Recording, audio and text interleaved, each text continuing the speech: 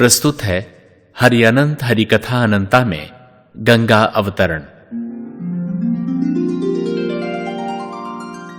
हे भार्गव, धन्य है क्षत्रियों का यह वंश जिसने बहुत सारी महान आत्माओं को जन्म दिया।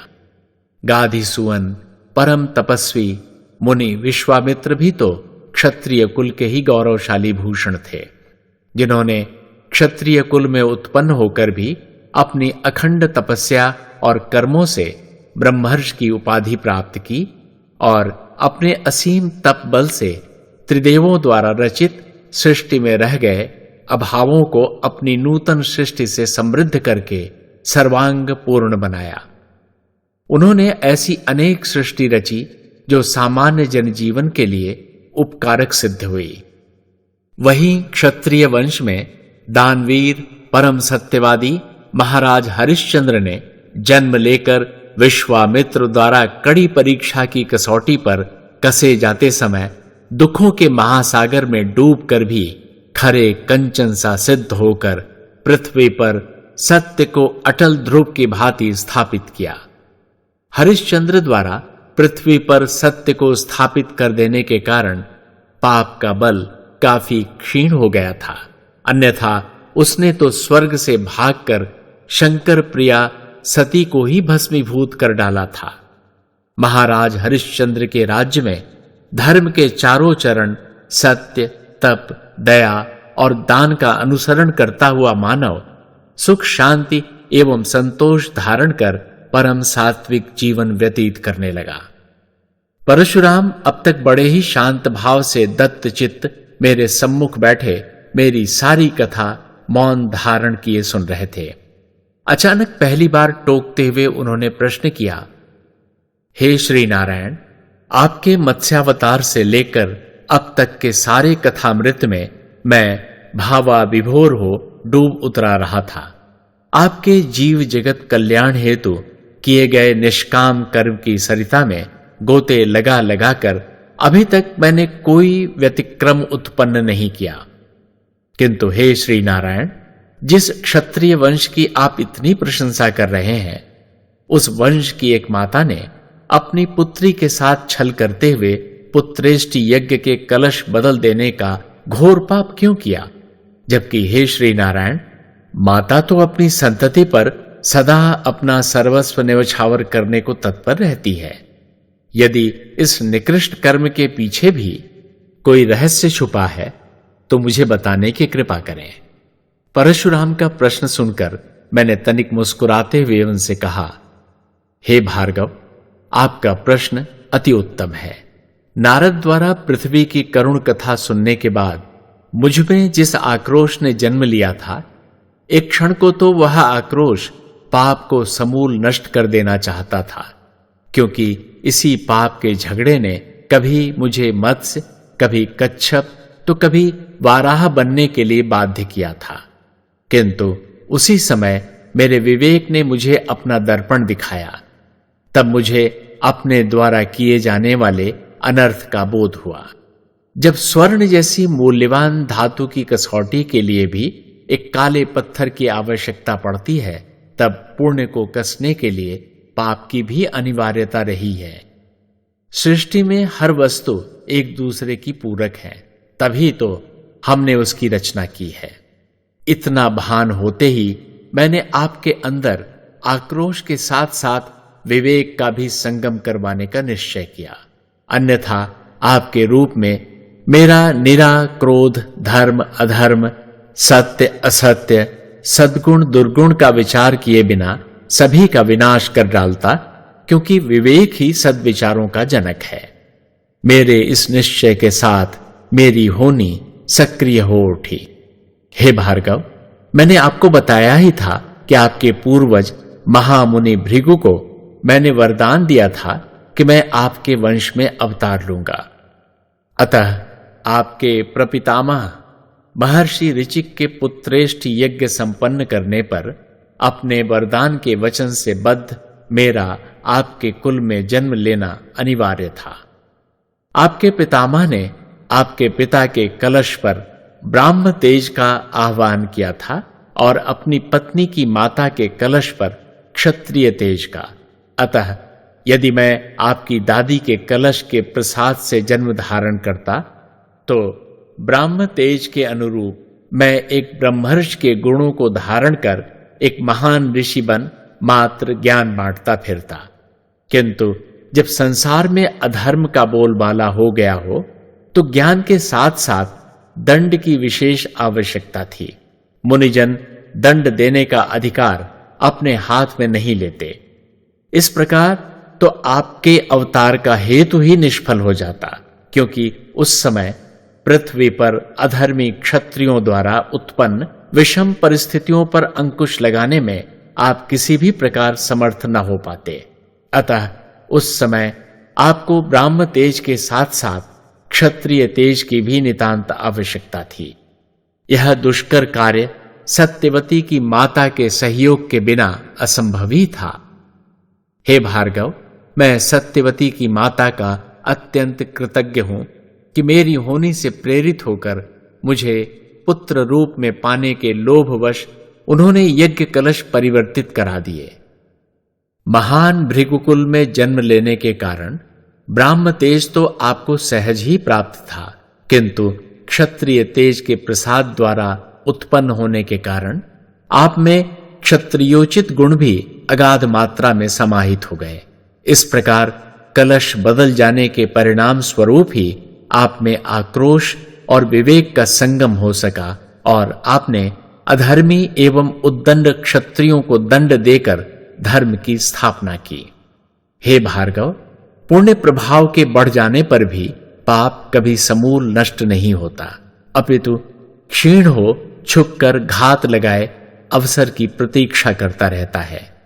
परम सत्यवादी दानवीर महाराज हरिश्चंद्र के राज्य में भी पाप प्रतीक्षा करता रहा, किंतु उसे कोई अवसर प्राप्त नहीं हुआ। महाराज हरिश्चंद्र के उसी इक्ष्वाकु वंश में कालांतर में महाराज सगर हुए। अपने पूर्वजों की भांति वे भी महाप्रतापी, परम धार्मिक और पूर्ण सात्विक राजा थे। वे सदा प्रजा के सुख में सुखी और प्रजा के दुख में ही दुखी हुआ करते थे। वे सदा प्रजा की नींद सोते और प्रजा की ही नींद जागा करते थे। राज्य में चारों ओर अपूर्व सुख, शांति और समृद्धि का प्रकाश दे दीप्यमान हुआ करता था। महाराज सगर भी प्रजा के सुख, शांति और वैभव से परम संतुष्ट एवं प्रसन्न थे। अपने धर्माचरण और यज्ञ फल के पुण्य प्रभाव से महाराज सगर 60,000 एक महापराक्रमी पुत्रों के पिता बने। संख्या का अपना ही एक बल होता है और उस बल को पाकर अहंकार का उपजना स्वाभाविक ही है। यह अहंकार ही पाप को पाल पोस कर दृढ़ करता है। हे भार्गव, महाराज हरिश्चंद्र से लेकर महाराज सगर तक सभी इक्ष्वाकु वंशी राजाओं के धर्माचरण के कारण जो पाप छिपकर अपने अवसर की प्रतीक्षा कर रहा था, उसने महाराज सगर के 60,000 पुत्रों के मन में समाकर उन्हें उनके संख्या बल के प्रति भड़काकर उनमें दंभ और अहंकार भर दिया। दंभ और अहंकार का यह बीज बढ़कर ज्यों-ज्यों विशाल वृक्ष का रूप धारण करता गया, त्यों-त्यों 60,000 सगर पुत्रों के मन में और अधिक सत्ता का मोह और लोलुपता उत्पन्न हो गई। वे पृथ्वी पर विद्यमान समस्त राजाओं महाराजाओं को परास्त कर उन पर अपना आधिपत्य स्थापित करने का स्वप्न देखने लगे। उनका यह उद्देश्य तभी पूर्ण हो सकता था जब महाराज सगर अश्वमेघ यज्ञ का अनुष्ठान कर अपने आप को चक्रवर्ती सम्राट घोषित करने का निर्णय करते, किंतु वे अपने पिता के परम धार्मिक और सात्विक स्वभाव से पूर्ण रूपेण परिचित होने के कारण कभी इतना साहस नहीं जुटा पाते थे कि पिता के समक्ष जाकर उन्हें प्रेरणा दें। अंततः उन सगर पुत्रों ने इस अभीष्ट को सिद्ध करने के लिए अपनी मां की ममता का आश्रय लिया। वे प्रतिदिन अपनी माता से महाराज सगर को चक्रवर्ती सम्राट बनने की प्रेरणा देने के लिए उत्साहित करने लगे। हे भार्गव, मां तो आखिर मां ही होती है। एक दिन उसने पुत्र प्रेम से विवश होकर महाराज सगर से कहा, हे प्राणनाथ, आपके पुत्र भी अब युवावस्था धारण कर चुके हैं।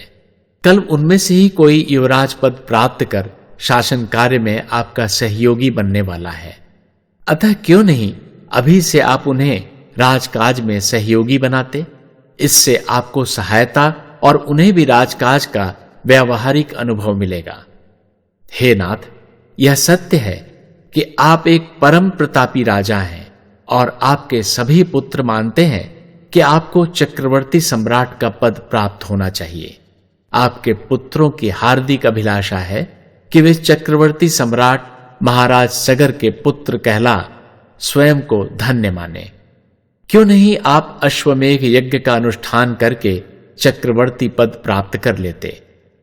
महारानी के वचनों को सुनकर महाराज सगर को अपने पुत्रों की महत्वाकांक्षा में छुपे दंभ और अहंकार का तुरंत भान हो गया।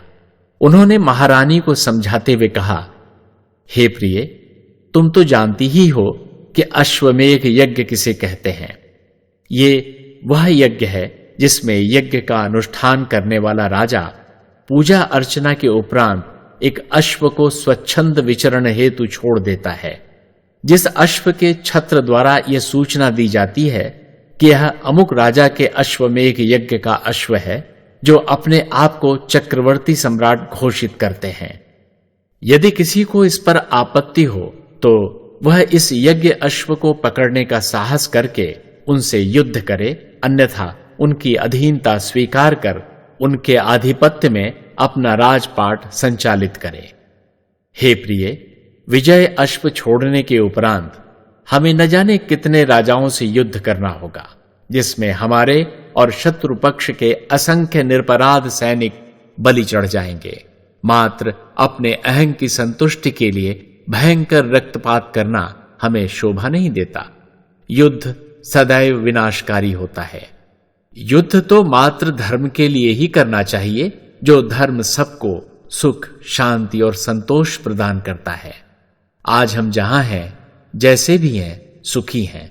हमारी प्रजा भी सुखी, समृद्ध और संतुष्ट है।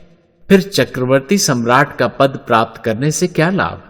अधिक लोलुपता अच्छी नहीं होती। अतः हे प्रिय, अपने पुत्रों से कहो कि अहंकार और लोलुपता पतन का कारण बनती है। वे अपने मन में अहं के स्थान पर विजय और लोलुपता के स्थान पर संतोष को धारण कर अपनी प्रजा का पालन करें और सुख भोगें।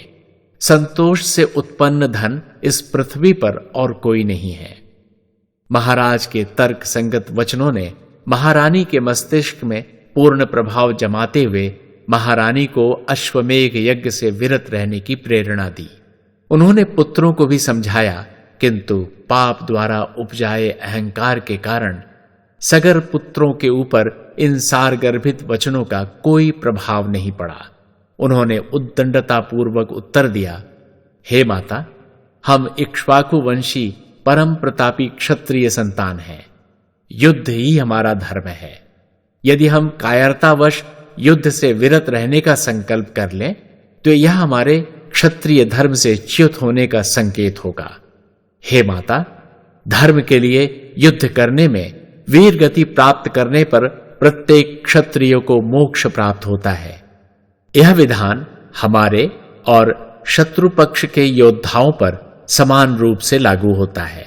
अतः योद्धाओं की मृत्यु के भय से क्या हमें अपने क्षात्र धर्म का पालन बंद कर देना चाहिए? हे माता, वीर भोग्या वसुंधरा यानी वीर पुरुष ही धरती को प्राप्त कर उसका उपभोग करते हैं। अश्वमेघ यज्ञ करके हम संपूर्ण पृथ्वी अपने अधिकार में करके पूरे संसार को अपनी वीरता का प्रमाण दे सकते हैं, किंतु पिताश्री अपनी हठधर्मी से इस स्वर्णिम अवसर का लाभ हमें नहीं उठाने देना चाहते। हे माता, क्या तुम वीरों की अपेक्षा कायरों की माता कहलाकर अधिक प्रसन्न होगी? पुत्रों के उद्गारों ने महारानी के मन से अपने पति की सारगर्भित शिक्षा को एकदम निष्प्रभावित कर दिया। अंततः भावना ने तर्क पर विजय प्राप्त कर ही ली। महारानी ने पुत्रों के प्रभाववश जब तब महाराज को अश्वमेघ यज्ञ करने के लिए प्रेरित करना आरंभ कर दिया। अंततः परिवार के हठ के आगे विवश होकर महाराज सगर ने अपने कुलगुरु की आज्ञा लेकर अश्वमेघ यज्ञ का अनुष्ठान आरंभ किया। विधिवत पूजा अर्चना के उपरांत यज्ञ अश्व विजय यात्रा हेतु छोड़ दिया गया। चतुरंगिणी सेना सहित महाराज सगर के 60,000 मदान्ध पुत्र एक प्रचंड झंझावात की भांति यज्ञ अश्व का अनुसरण करने लगे। सगर पुत्रों के इस अभियान में पाप का प्रभाव इतना बढ़ गया था कि वे अपनी धर्म भावना से च्युत होकर अहंकार के आवेश में धर्म के सहज आचरण को भी भूल गए।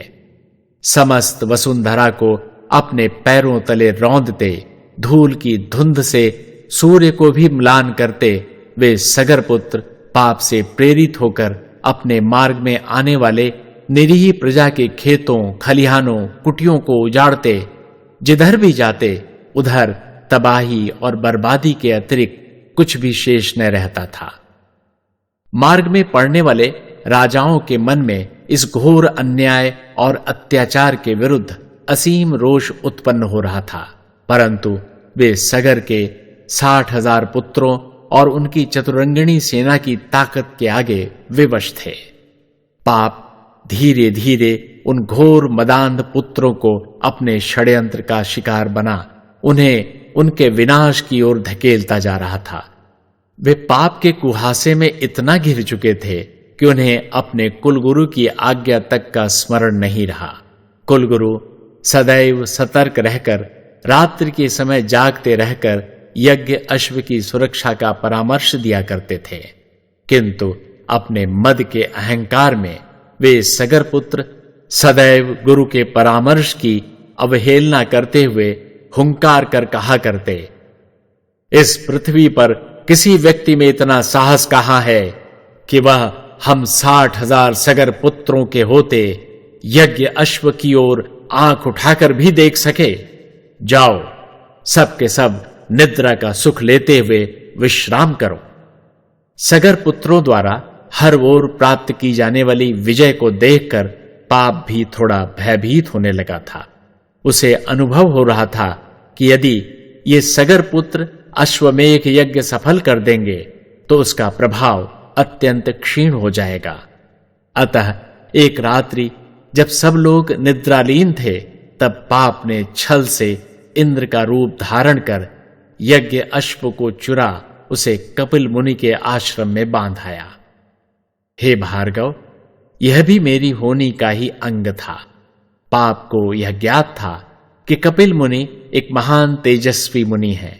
जब सगर पुत्र अपनी सेना सहित यज्ञ अश्व को खोजते कपिल मुनि के आश्रम पहुंचकर अश्व को वहां बंधा देखेंगे, तब वे कपिल मुनि को ही चोर समझकर अपने मद के अहंकार में उन्हें अपमानित और प्रताड़ित करेंगे। फलस्वरूप वे कपिल मुनि के कोप का भाजन बन जाएंगे। हे भार्गव, पाप यह नहीं जानता था कि कपिल मुनि वास्तव में मेरे ही अंशावतार हैं। ब्रह्मा पुत्र कर्दम एक महान तपस्वी और ब्रह्म ज्ञान से समृद्ध मुनि थे। उनके तपोबल के कारण उनकी तपोभूमि में बैकुंठ का सा सुख, शांति और परमानंद बरसता था। दया, करुणा, ममता आदि दासियों की भांति उनके आगे हाथ जोड़े खड़ी रहती थीं। भक्ति और प्रेम उनके हृदय कमल की 2 पंखुड़ियां थीं, जिनकी सुगंध से वे समस्त जीव जगत को सुरभित किया करते थे। प्रजापति होने के कारण वे अपने अधीनस्थ संपूर्ण प्राणी मात्र पर आकाश की भांति छाया करते हुए पितृवत स्नेह से उनका पालन किया करते थे। समस्त जीव जगत कर्दम जैसे पिता को पाकर धन्य हो रहा था। एक बार उन्हीं कर्दम मुनि की पत्नी महासती देवहूति के मन में पुत्र प्राप्ति की अदम्य अभिलाषा ने जन्म लिया। देवी देवहूति असाधारण नारी थी। प्रजापति कर्दम की पत्नी होने के साथ ही वे स्वयंभू मनु की पुत्री, परम पतिव्रता और अत्यंत विदुषी महिला थी। ममत्व तो उनमें कूट कूट कर भरा हुआ था। वे सहज ही प्राणी मात्र पर अपनी ममता लुटा लुटा कर धन्य हुआ करती थीं।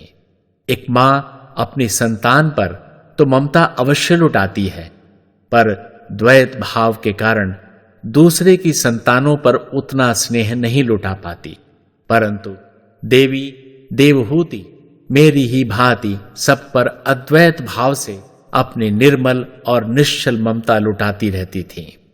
वे समस्त सद्गुणों की खान थीं। महामुनि कर्दम का महातप, भक्ति एवं प्रेम तथा देवी देवहूति की ममता को देख देख कर मेरा मन भी उस महासागर में गोते लगाने के लिए ललकने लगा। और एक दिन पिता कर्दम और माता देवहूति की ममतामयी गोद में अटखेलियां करने के लिए मैंने कपिल मुनि के रूप में उनकी सरस्वती नदी तट पर स्थित परम पावन पर्ण कुटीर में अवतार लिया। हे भार्गव, मैंने आपको बताया ही है कि जीव जगत कल्याण हेतु मैंने वेदों को जन्माकर मनु को प्रदान कर दिया था, जिसके द्वारा वे पृथ्वी पर धर्म की स्थापना करें। वेदों द्वारा ज्ञान प्रकाश प्राप्त कर मानव ब्रह्म ज्ञान प्राप्त करने के प्रयास में सतत प्रयत्नशील भी था, किंतु मानव को तत्व ज्ञान अभी भी प्राप्त नहीं हुआ था। प्रजापति कर्दम और देवी देवहूति के घर कपिल मुनि के रूप में जन्म लेने का मेरा एक हेतु यह भी था कि मैं मानव को तत्व ज्ञान का बोध करा सकूं।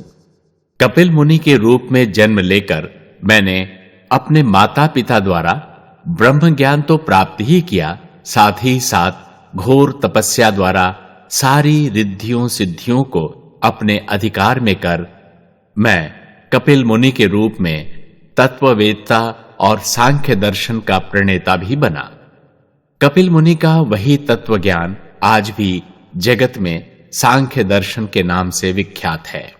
तत्ववेत्ता और सांख्य दर्शन के प्रणेता के रूप में जब कपिल मुनि की ख्याति पूरी जगत में फैल गई, तब एक दिन माता देवहूति ने उनके पास आकर कहा, हे पुत्र, तुम्हारे जगत कल्याण हेतु ज्ञान वितरित करने के कर्म से मैं अत्यंत प्रसन्न हूं, किंतु हे पुत्र, तुम्हारी माता होकर भी मैं स्वयं उस तत्व ज्ञान और सांख्य दर्शन से वंचित हूं।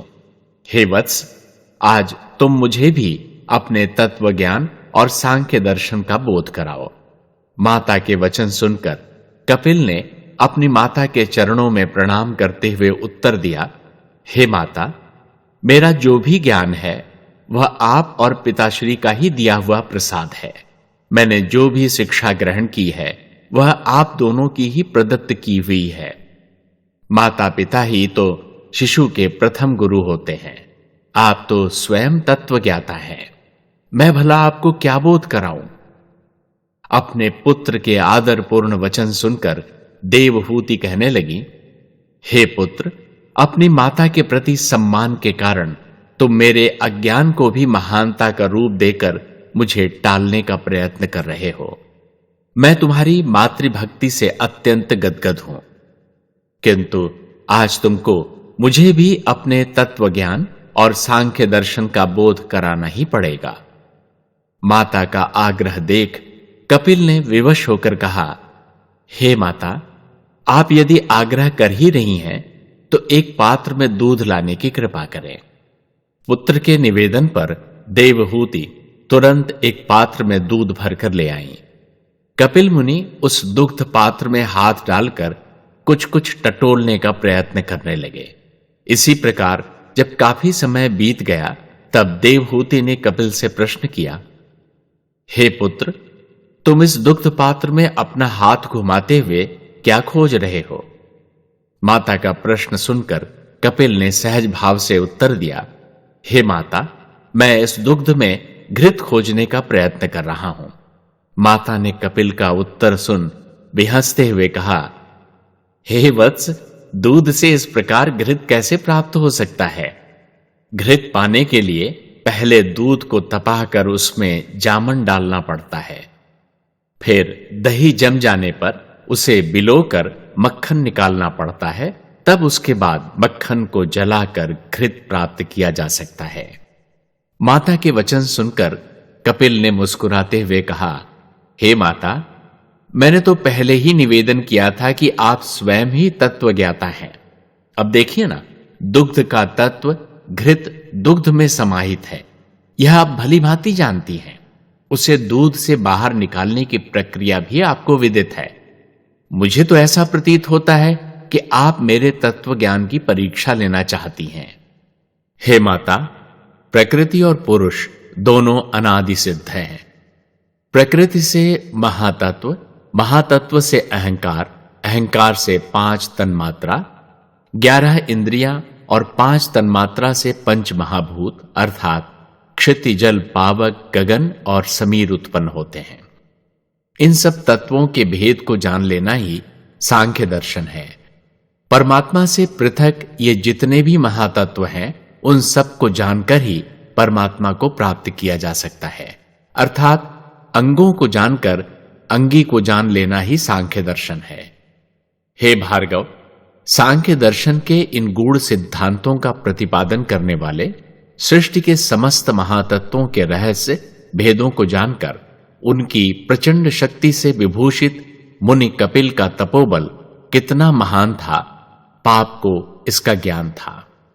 इसीलिए उसने महाराज सगर के यज्ञ अश्व को लाकर कपिल मुनि के आश्रम में बांधने का षड्यंत्र रचा था, क्योंकि वह जानता था कि समस्त सगर पुत्र कपिल मुनि की क्रोधाग्नि में जलकर भस्म हो जाएं और महाराज सगर का अश्वमेघ यज्ञ अपूर्ण रह जाए। हे भार्गव, पाप के इस कुचक्र के पीछे मेरी होनी का विधान भी छुपा हुआ था। पृथ्वी पर पाप के बढ़ते कुप्रभाव को क्षीण करने के लिए पुण्य सलीला गंगा का स्वर्ग से पृथ्वी पर पुनः अवतरण अब अनिवार्य हो चुका था और सगर के 60,000 पापग्रस्त ये पुत्र ही तो उसका निमित्त बनने वाले थे। पाप की योजना सफलीभूत हुई। सगर के पुत्र अपनी सेना सहित यज्ञ अश्व को खोजते कपिल मुनि के आश्रम पहुंचे। वहां अश्व को बंधा देखकर परम तपस्वी कपिल मुनि को चोर समझ उन्हें अपमानित और प्रताड़ित करने की योजना बनाने लगे, किंतु वे कोई भी उद्दंडता कर पाते इसके पहले ही कपिल मुनि की मात्र एक क्रुद्ध दृष्टि ने उन सब के सब सगर पुत्रों को उनकी समस्त सेना सहित जलाकर क्षार कर दिया। महाराज सगर का यज्ञ अश्व लौटकर कभी उनके राज्य नहीं पहुंचा। इस प्रकार सगर का अश्वमेघ यज्ञ अपूर्ण ही रह गया। हे भार्गव, महाराज सगर के स्वर्ग सिधारने के उपरांत उनके पुत्र असमंजस ने राज्यभार ग्रहण किया। मेरे इन वचनों को सुनकर परशुराम मुझे टोकते हुए प्रश्न कर बैठे, हे श्री नारायण, जब महाराज सगर के समस्त 60,000 पुत्र कपिल मुनि के क्रोधाग्नि में जलकर भस्म हो गए, तब उनका यह पुत्र असमंजस कहां से आया? परशुराम का प्रश्न सुनकर मैंने उन्हें समझाते हुए कहा, हे भार्गव, जैसा मैंने आपको बताया ही था कि महाराज सगर बड़े धर्मात्मा राजा थे। उनका संपूर्ण राज्य धन धान्य से परिपूर्ण था। उनकी समस्त प्रजा सुखी और संतुष्ट थी, किंतु महाराज 2 रानियों प्रभा और भानुमति के होते हुए भी निःसंतान थे, जिससे वे मन ही मन सदा खिन्न रहा करते थे। अतः एक दिन उन्होंने पुत्र प्राप्ति की अभिलाषा से कुलगुरु को बुलाकर पुत्रेष्ठ यज्ञ संपन्न करने की प्रार्थना की। पुत्रेष्ठ यज्ञ के सफलतापूर्वक संपन्न होने पर स्वयं अग्निदेव अपने दोनों हाथों में 2 चरु लेकर प्रकट हुए और महाराज सगर से कहने लगे, हे राजन, आपके सविधि पुत्रेष्ठ यज्ञ संपन्न करने पर मैं अति प्रसन्न हूं। मेरे हाथों में यज्ञ फल के रूप में 2 चरु हैं। एक के प्रसाद से 60,000 बलवान पुत्र उत्पन्न होंगे जो अजेय होंगे, जिन्हें श्री हरिनारायण के अतिरिक्त संसार में कोई नहीं मार सकेगा, किंतु वे भौतिकता से प्रभावित और महत्वाकांक्षी होंगे। हे राजन, दूसरे चरु के प्रसाद द्वारा सिर्फ एक ही पुत्र होगा, परंतु वह परम आध्यात्मिक पृथ्वी पर धर्म और पुण्य को अटल करने वाला तथा तुम्हारे वंश की रक्षा करने वाला होगा। रानियां अपनी रुचि के अनुसार चरु चुनकर प्रसाद ग्रहण करें। इस पर महाराज सगर ने रानी भानुमति को आज्ञा देते हुए कहा, हे भानुमति, तुम अपनी रुचि के अनुसार चरु प्रसाद ग्रहण करो।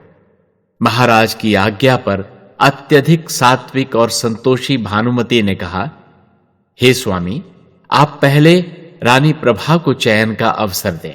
वे अपनी रुचि के अनुसार प्रसाद ग्रहण करें। जो शेष बचेगा मुझे वही पाकर परम सुख होगा। महारानी भानुमति के वचन सुनकर महारानी प्रभा बहुत प्रसन्न हुई। अग्निदेव द्वारा 60,000 अजेय पुत्रों के वरदान को सुनकर उनके मन में भौतिकतावादी वृत्ति के अनुरूप लोभ आ गया। वे 60,000 अजेय पुत्रों की माता बनकर साम्राज्ञी बनने का स्वप्न देखने लगी थी।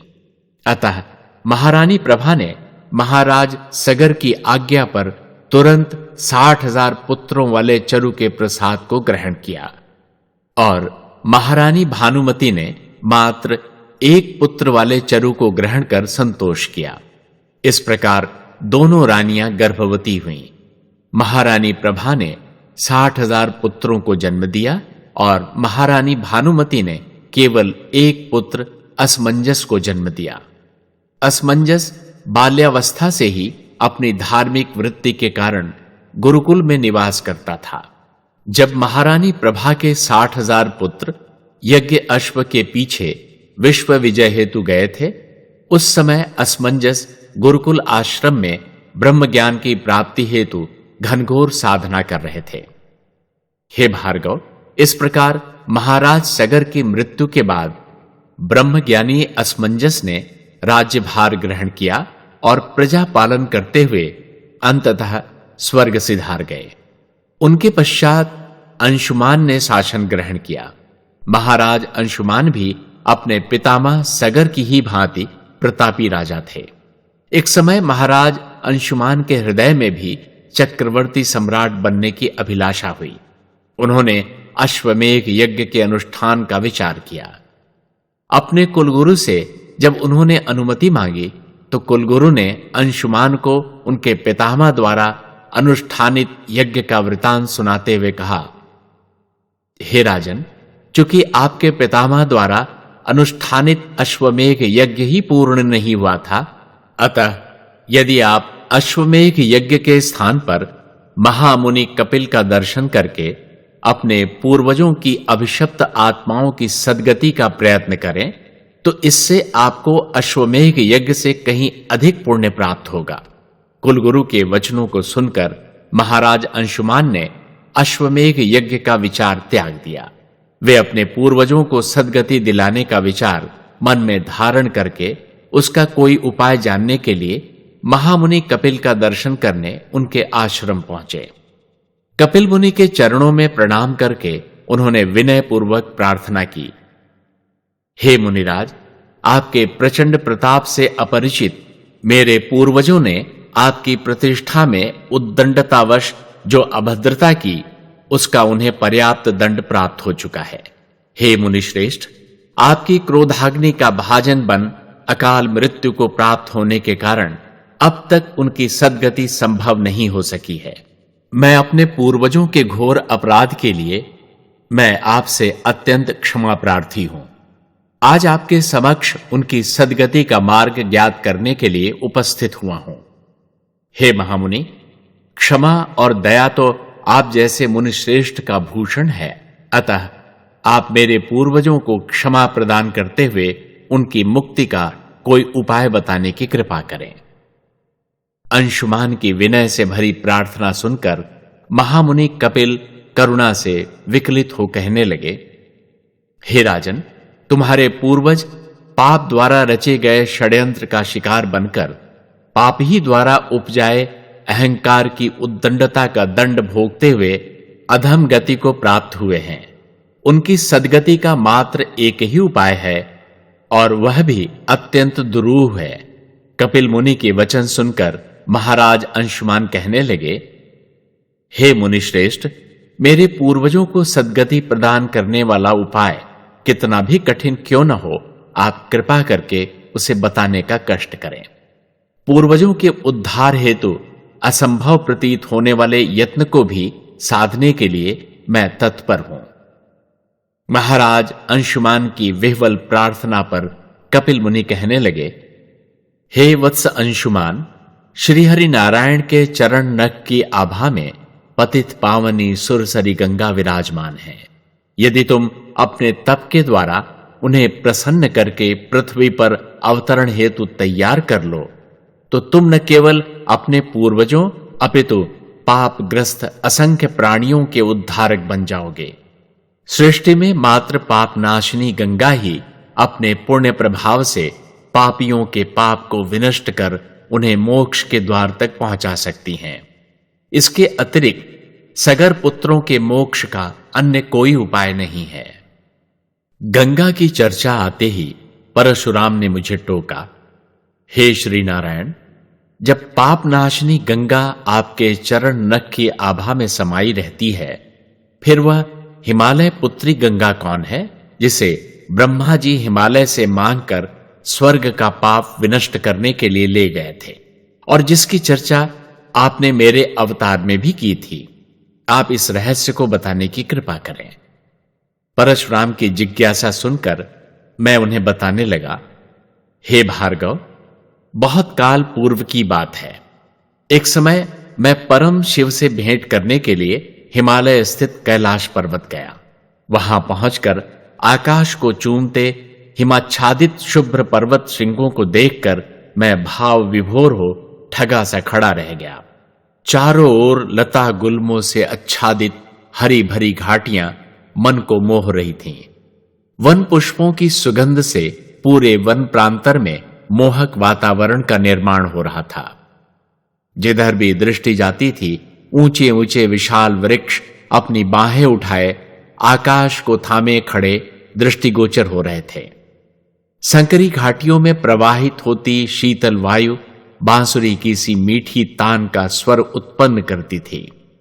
घाटियों में दूर दूर तक खिले रंग बिरंगे पुष्प धरती पर बिछे सुकोमल और रंग बिरंगे गलीचों से प्रतीत हो रहे थे। वहां का शांत और सुरम्य वातावरण सहज ही मन के समस्त विकारों को समाप्त कर आत्मज्ञान प्राप्त करने की अभिलाषा उपजाता था। ऐसे मनोरम वातावरण में मैं सब कुछ भूल कितने काल तक हिमालय की शोभा निहारता खड़ा रहा। मुझे स्वयं ही इसका भान नहीं रहा। हे भार्गव, मेरा ध्यान तभी भंग हुआ जब मुझे वहां विद्यमान देख पर्वतराज हिमालय ने पत्नी सहित वहां पहुंचकर मुझे साष्टांग प्रणाम किया। मैं जिस हिमशिला पर खड़ा था, उस स्थान पर मेरे पैरों की ऊष्मा से बर्फ पिघलकर एक पतला सा जल स्रोत बन गई। हिमालय ने उसी जल से मेरे पांव पखारे और उसे चरणामृत के रूप में पत्नी के साथ पी लिया। पर्वतराज हिमालय सविनय निवेदन करने लगे, हे जगदाधिपति, आज आपने मेरे आंगन में पधार कर मुझे धन्य कर दिया। मैं जड़ योनि पाषाण तनधारी हिमालय आपकी वंदना तक कर पाने में असमर्थ हूं। हे प्रभु, आपकी अभ्यर्थना में यदि कोई त्रुटि रह जाए तो मुझे क्षमा प्रदान करें। इतना कहकर वे पुनः सपत्नीक मेरे चरणों को पकड़कर लौटने लगे। उनका भक्ति भाव देखकर मेरा मन गदगद हो उठा। मैंने उन्हें प्रेम से उठाते हुए कहा, हे पर्वतराज, परम शिव को अपने शीश पर धारण करने वाले आप जैसे निष्काम पुण्यात्मा से अधिक महान इस संसार में और कौन है? जो प्राणी देवाधिदेव शिव को पूज्य मानकर सदैव उनकी आराधना में रत रहता है, संसार में उससे प्रिय मुझे कोई भी नहीं है।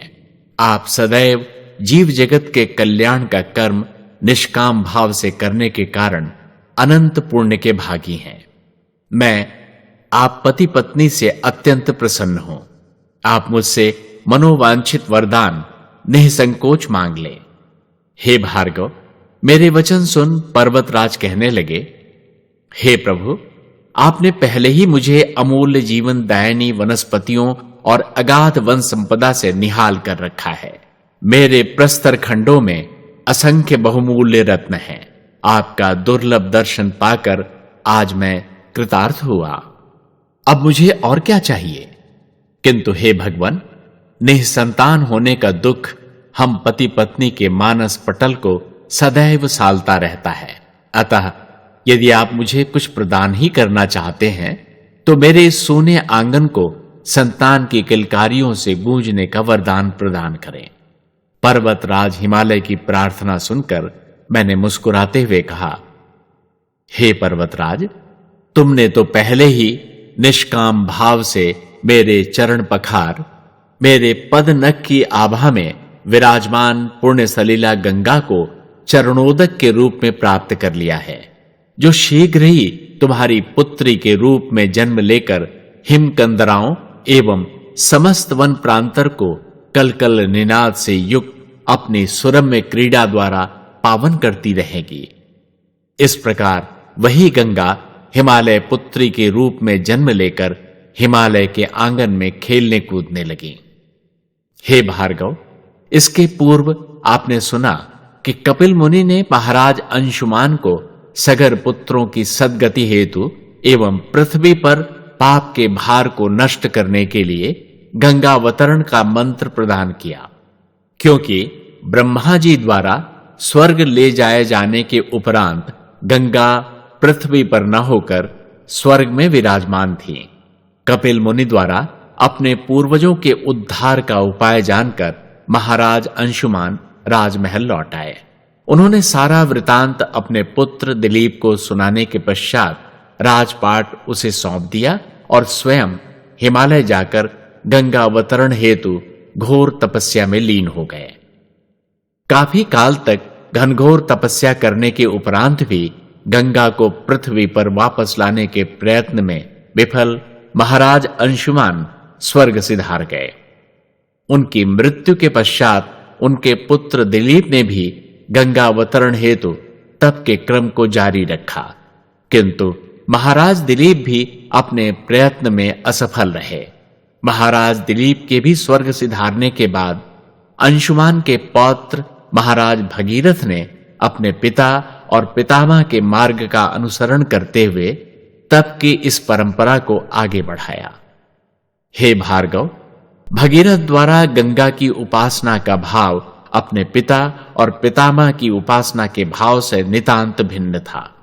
अंशुमान और दिलीप जहां सुरसर की उपासना एक देवी के रूप में करते आए थे, वहीं भगीरथ ने पतित पावनी गंगा को अपनी माता के पद पर सुशोभित करते हुए पुत्र भाव से मां गंगे मंत्र उच्चारण करते हुए उनकी तपस्या आरंभ की। भगीरथ के पुत्रवत भाव से युक्त कठिन तपस्या के कारण उनके द्वारा उच्चारित मां गंगे की प्रतिध्वनि पूरे त्रिभुवन में गुंजायमान होकर पतित पावनी गंगा के कानों में भी पड़ी। भगीरथ की करुण पुकार को सुनकर ममतामयी पतित पावनी गंगा पुत्र प्रेम से विह्वल हो अपना विवेक त्याग बिना सोचे विचारे स्वर्ग से पृथ्वी पर छलांग लगाने ही वाली थीं कि उसी क्षण नारायण नारायण भजते देवर्षि नारद ने वहां प्रकट होकर गंगा को रोकते हुए कहा, ना ना ना ना भगवती, आप यह क्या करने जा रही हैं? नारद के वचन सुनकर गंगा कहने लगी, हे देवर्षि, पृथ्वी पर मेरा पुत्र भगीरथ कातर भाव से मुझे पुकार रहा है। मैं उससे मिलने जा रही हूं, इसमें अनर्थ कैसा? गंगा के वचन सुनकर नारद ने कहा, हे देवी, इसमें न केवल आपके पुत्र का अपितु समस्त भूलोक का अनर्थ समाहित है। आप तनिक विचार करें कि अपने प्रचंड वेग और भार से जब आप पृथ्वी पर अवतरण करेंगी तो आप पृथ्वी को बेधती हुई रसातल नहीं सिधार जाएंगी? नारद का प्रश्न सुन गंगा ठिठक कर कहने लगी, आपकी बात सत्य है देवर्षि, किंतु मेरा पुत्र व्याकुल हो अपने प्राण त्याग देगा, इसलिए अब मेरा वात्सल्य और अधिक धैर्य धारण करने में असमर्थ है। गंगा की ममता का ज्वार देखकर नारद कह उठे, हे पापनाशिनी, धन्य है आपका पुत्र स्नेह, किंतु आपका यह पुत्र ही नहीं, उसके वंश की पिछली 3 पीढ़ियां आपको प्रसन्न करने के लिए घोर तपस्या करती रही हैं। इसकी पिछली 2 पीढ़ियों पर तो आपने कोई कृपा न करके उनके तप फल को नितांत निष्फल कर दिया। नारद की बात सुनकर गंगा कह उठी, हे नारद, आज आप कैसी बात कर रहे हैं? भला किसी का तप भी निष्फल जाता है? अपनी पिछली 2 पीढ़ियों के पुण्य प्रभाव से प्रेरित होकर ही भगीरथ ने मुझे मातृभाव से पुकारना आरंभ किया, और एक मां अपने पुत्र की आर्त पुकार कैसे अनसुनी कर सकती है? गंगा की बात सुन नारद कह उठे, किंतु हे देवी, पुत्र के प्रति उमड़ते ममत्व के कारण कोई मां उसका अनिष्ट भी तो नहीं कर सकती। नारद के तर्क पर गंगा कहने लगी, आपका तर्क तो उचित है देवर्षि, अब आप ही इस समस्या का कोई निदान सुझाने की कृपा करें। नारद मुस्कुराते हुए कहने लगे, हे सुरसरी, आपको स्मरण होगा कि भगवान शंकर के वरण हेतु भगवती पार्वती उनकी तपस्या करते हुए चरण वंदना में लीन रहा करती थी। एक बार उन्होंने आपको भी भोले बाबा की चरण वंदना करने का परामर्श दिया था, जिस पर आपने परिहास करते हुए कहा था, पार्वती तुम ही करती रहो इन भूतनाथ की चरण वंदना, मैं तो एक दिन इनके सर पर बैठूंगी। हे पतित पावनी, आपके श्री मुख से निकले वचन ब्रह्म वाक्य हैं। आपके मनोविनोद में कहे गए वचन भी मिथ्या नहीं जा सकते। विधि के विधान के अनुसार आपके उन वचनों के सत्य होने का समय आ गया है। पूरे त्रिलोक में आपके भार और वेग को धारण करने में समर्थ आदिदेव महादेव के अतिरिक्त दूसरा कोई भी नहीं है। अतः हे सुरसरी, थोड़ा धैर्य धारण करें और मुझे आज्ञा दें कि भगीरथ को सदा शिव को प्रसन्न करने के लिए प्रेरित करूं। अंततः देवर्षि नारद द्वारा प्रेरित होकर महाराज भगीरथ भगवान सदाशिव की आराधना में लीन हो गए। जगत विदित है कि भोले शंकर आशुतोष हैं, अवधर दानी हैं, शीघ्र ही प्रसन्न हो जाते हैं। भगीरथ की कठिन तपस्या से भी वे शीघ्र ही प्रसन्न होकर उसे साक्षात दर्शन देते हुए कहने लगे, वत्स भगीरथ, तुम्हारी परम निष्ठा से मैं अत्यंत प्रसन्न हूं। मांगो, आज मैं तुम्हें तुम्हारा मनचाहा वर देने को तैयार हूं।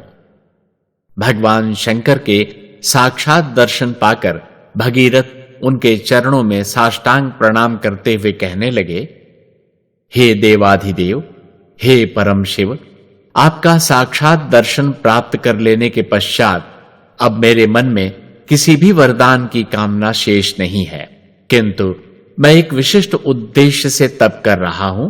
उसमें मेरा व्यक्तिगत स्वार्थ न होकर पितृ ऋण से मुक्त होने और धराधाम को पाप मुक्त करने का पावन लक्ष्य है। मैंने अपनी तपस्या और आर्त याचना से पतित पावनी मां गंगा को प्रसन्न कर लिया है, किंतु उसमें एक बाधा है। वह यह है कि मां गंगा के बल, वेग और भार को आपके अतिरिक्त और कोई संभाल नहीं सकता। यदि मां गंगा का आगमन सीधे पृथ्वी पर होगा तो वे अपने तीव्र वेग के कारण रसातल चली जाएंगी। इससे न तो मेरे पूर्वजों का और न ही जगत का उद्धार संभव है। ऐसी स्थिति में मेरी तपस्या निरर्थक हो जाएगी। अतः हे देवाधिदेव, पापनाशिनी मां गंगा के स्वर्ग से अवतरण के समय आप उनके वेग और भार को धारण करके संपूर्ण इक्ष्वाकु वंश को कृतार्थ करें। भगीरथ की प्रार्थना सुनकर भगवान शंकर बोले, हे पुत्र, मैं तुम्हारी पापनाशिनी मां गंगा को धारण करने को तैयार हूं। परम पावनी गंगा को शीश पर धारण करने से मेरे अलंकरणों में एक अलंकरण की और वृद्धि हो जाएगी। इस प्रकार परम शिव की स्वीकृति से भगीरथ के आवाहन पर पतित पावनी सुरसरी गंगा ने प्रचंड वेग के साथ स्वर्ग से पृथ्वी की ओर प्रस्थान किया। गंगा ने कैलाश पर्वत पर महादेव को देखकर उनके साथ ठिठोली करने की ठान ली। अपने वेग को और अधिक प्रचंड करते हुए वे मन ही मन कहने लगी कि आज मैं अपने जीजा भूतनाथ को खूब मजा चखाऊंगी। बहुत तांडव करते हैं ना, आज मैं अपनी तरंगों की लय ताल पर उन्हें ऐसा तांडव कराऊंगी कि सदा के लिए अपने तांडव भूल जाएंगे। सुना है भांग धतूरा खाकर सदा नशे की झोंक में रहते हैं। आज मैं अपना भार का वह प्रहार करूंगी कि सारा नशा हिरण हो जाएगा। हमेशा अपने शरीर में शमशान की राख मले अघोरी बने रहते हैं। आज मैं अपने पावन जल से खूब स्नान कराऊंगी और उनकी युगों युगों से उलझी जटाओं को अपनी जलधारा से सुलझाकर उन्हें सुरुचिपूर्ण और दिव्य बना दूंगी। गंगा हंसी ठिठोली की यही सब ताने बाने बुनती अत्यंत प्रचंड वेग धारण कर स्वर्ग से अवतरण कर रही थीं। हे भार्गव, शिव तो अंतर्यामी है। गंगा के मन में उपजे मनोविनोद के इस भाव का उन्हें तुरंत ज्ञान हो गया। उन्होंने अपनी जटाओं को खोलकर उन्मुक्त कर दिया और वे भी मन ही मन कह उठे, हाहो गंगे, मैं भी बहुत काल से तुमसे मिलने के लिए इच्छुक हूं। अरे तुम तो मेरी साली हो, हमारा तो नाता ही हंसी ठिठोली का है। अब देखना है कौन किसको मजा चखाता है। गंगा अपने अतुलित वेग और भार के साथ सदा शिव के शीश पर आ गिरी, परंतु भगवान शंकर को अपने वेग और भार के साथ बहा ले जाने के स्थान पर उनकी उन्मुक्त जटाओं में ऐसी विलीन हो गईं मानो उनका कोई अस्तित्व ही न हो। वे बहुत काल तक निरंतर भोलेनाथ की जटाओं से बाहर आने का मार्ग खोजती रहीं, पर उन्हें रास्ता न मिला। प्रथम बार आदिदेव महादेव के समक्ष उन्हें अपनी लघुता का भान हुआ। तभी भगीरथ की मां गंगे की आर्त पुकार सुन उन्हें अपने अभीष्ट का स्मरण हो आया। उनके मन में पुनः भगीरथ के कल्याण का भाव लहराने लगा। वे ठिठोली में ही की गई अपनी धृष्टता के लिए परम शिव से क्षमा प्रार्थना करते हुए जटाओं से मुक्त करने की विनती करने लगी। हे भार्गव, भगीरथ भी अपने अभीष्ट के मार्ग में आए इस नए व्यवधान के कारण त्रस्त होकर भोलेनाथ के चरणों में गिरकर कातर स्वर में इस संकट को दूर करने की प्रार्थना करने लगे।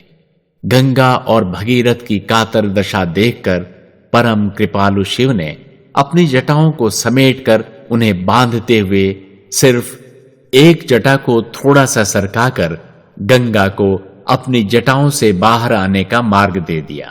परम शिव की महिमा से ओतप्रोत गंगा शिव के शीश से नीचे उतरकर उनके पद पखारने के पश्चात उनके सम्मुख करबद्ध खड़ी हो गई और विनय पूर्वक कहने लगी, हे अंतर्यामी देवाधिदेव महादेव, हास परिहास में मैंने जो धृष्टता की उसके लिए मैं अत्यंत लज्जित हूं।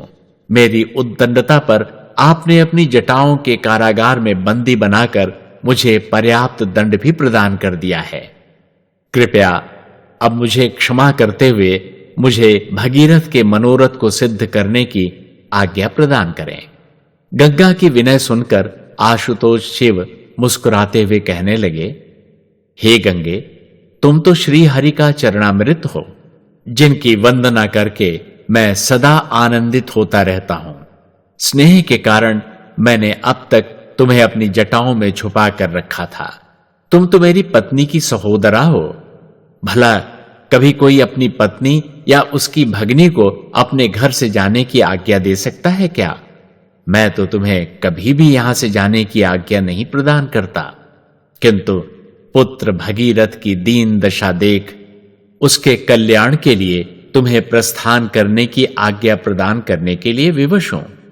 फिर भी तुम यहां से जा तभी पाओगी जब तुम अतीत काल में की गई अपनी प्रतिज्ञा के अनुसार सदैव मेरे शीश पर विराजने का वचन दो।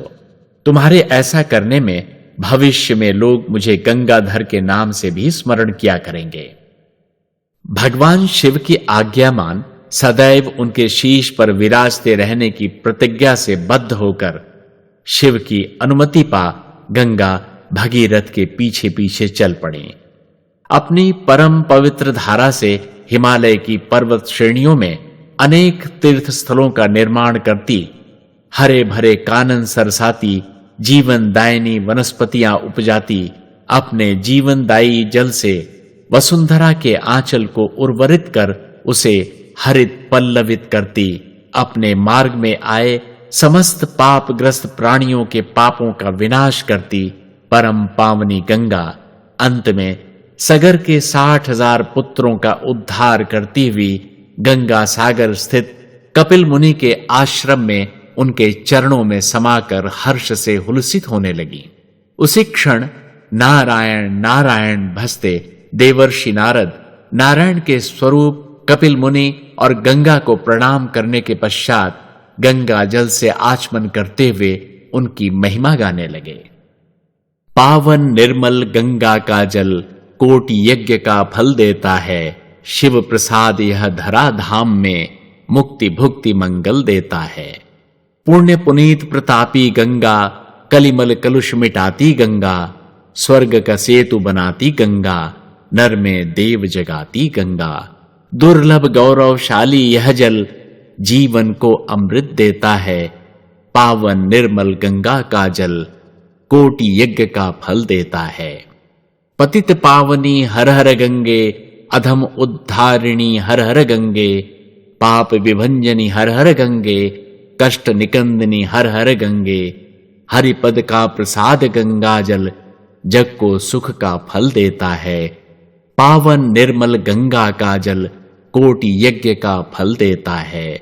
भव भय ताप मिटाती गंगा, पुण्य प्रताप जगाती गंगा, शाप मिटा लहराती गंगा, छल छल जल छलकाती गंगा। देवों को दुर्लभ गंगा जल जन जन को जीवन देता है। धन्य धन्य गंगा महरानी, धन्य धन्य शिव की पटरानी, धन्य धन्य गिरिराज भवानी, धन्य धन्य अमृतमय पानी। स्वर्ग से उतरा गंगा का जल मोक्ष प्राप्ति का बल देता है, पावन निर्मल गंगा का जल कोटि यज्ञ का फल देता है, पावन निर्मल गंगा का जल कोटि यज्ञ का फल देता है। संयोग से यह मकर संक्रांति की पावन तिथि थी। देवर्षि नारद स्तुति समाप्त करने के बाद उस पुण्य तीर्थ स्थल की मिट्टी का तिलक लगाते हुए कहने लगे, हे श्री नारायण, मकर संक्रांति के इस पुनीत पर्व पर आप और भगवती गंगा के पावन संगम को पाकर यह स्थल धन्य हो गया। इसलिए प्रतिवर्ष अब मकर संक्रांति के पर्व पर यहां विशाल मेला लगा करेगा, जिसमें एक बार आकर भी गंगा स्नान करने वाले हर प्राणी को सगर पुत्रों की ही भांति सद्गति प्राप्त होगी। यह पुण्य स्थल अब गंगा सागर के नाम से विख्यात होगा और इसकी महिमा का फल पाकर लोग गाया करेंगे, सारे तीर्थ बार बार, गंगा सागर एक बार।